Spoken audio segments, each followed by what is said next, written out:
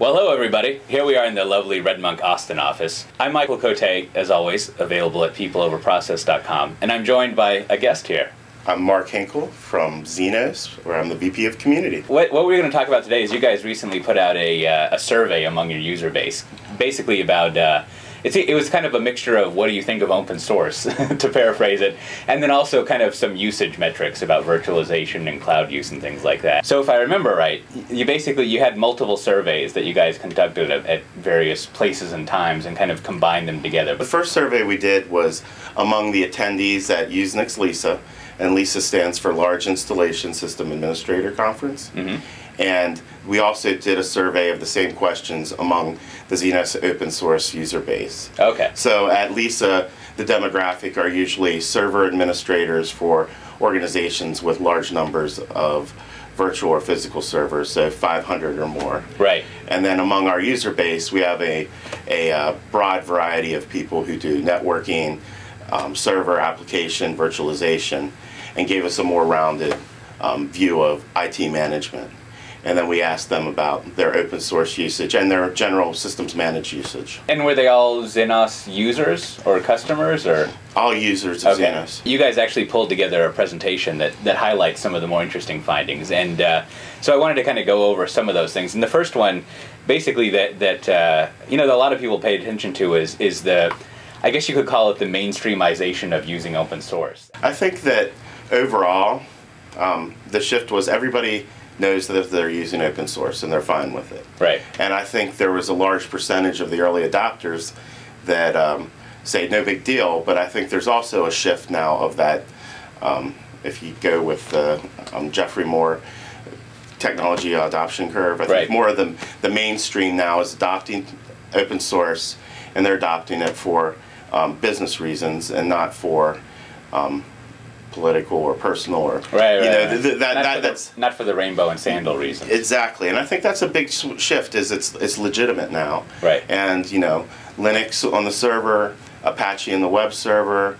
There's a ton of MySQL and database, and then there's a ton of serious enterprise grade tools out there that people are using to run their businesses in conjunction with proprietary software. Right. So I think that in the past, we were sort of open source apologists. Like, it's good enough, then you take a shot, and now I think people just say, it's the way we run our business. Right. So you were saying, like, that flexibility is, like, the trumping thing, and, like, what does that mean exactly? Yeah, and I think that means that you're not, if you buy something that is has distinct licensing terms, you have so many seats, you have seat licenses, you can deploy it on so many locations. All these things are one aspect of it. Right. I think the other thing is just the openness of the software. They typically have open APIs.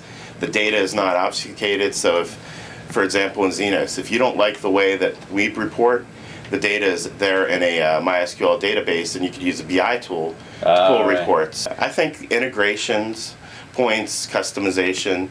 We see a lot of people who are using configuration management tools in conjunction with monitoring tools, and creating these open source tool chains, which are, the output of your monitoring tool informs your configuration tool, and vice versa.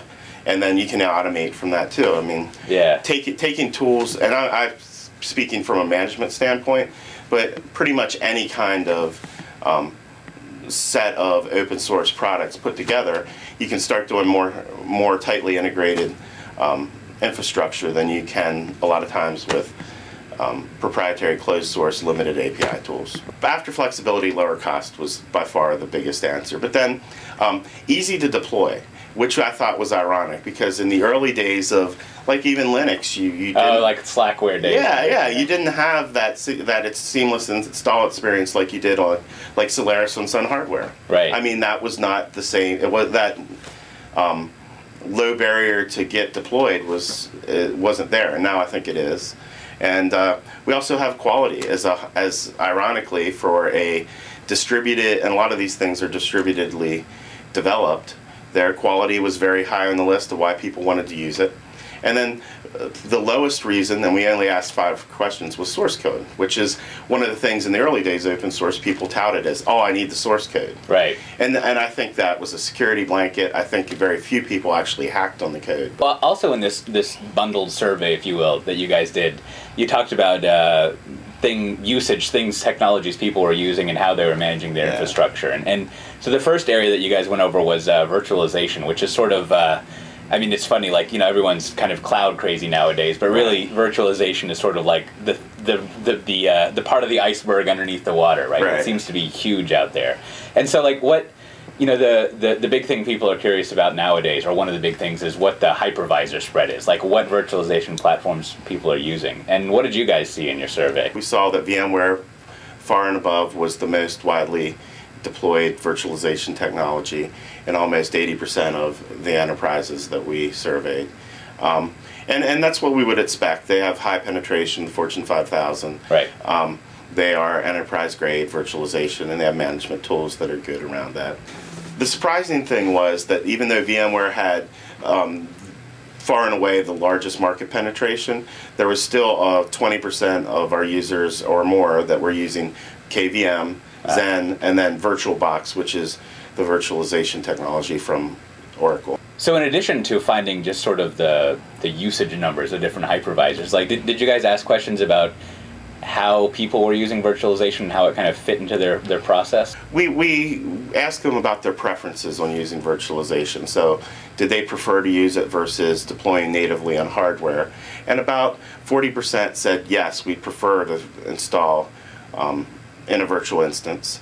And then about 29% said that they did whenever possible. So some applications that they felt like needed the native installs, they did it that way. But overall, only 5.3% said they don't use it at all, and 12.7% said use it sparingly. So overall, people's preference in the 60% range is to deploy virtually. Right. So it's at least peaked over the majority, if you will, of sort of like the way we deploy new things. Yeah. Also, like with open source, you guys were asking, like, why are you using virtualization? And I think there's some kind of obvious answers like consolidation and things like that. But what did you guys find when you were asking people why they were going through the trouble of virtualizing things? Once again, they said flexibility, followed by cost savings.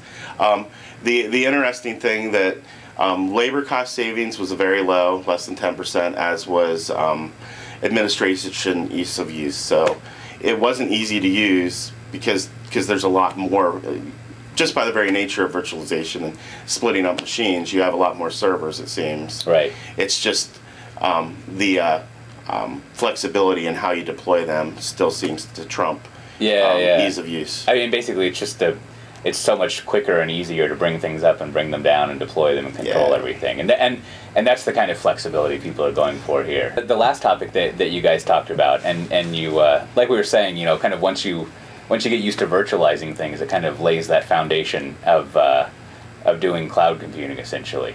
So getting into the cloud stuff, like what were the kind of questions you guys asked in that area? We ask what types of data or what types of uses they were going to have for the cloud application data, virtual computing, and which providers they were using, and what their plans were for 2010 as far as adopting cloud computing. Well, the number one thing that they were going to do with cloud computing among our user base was deploy Linux servers on the cloud. And the second thing was hosted applications, and I think that's probably, I think the cloud computing has expanded to the whole hosting industry and all that into SaaS and everything. SaaS.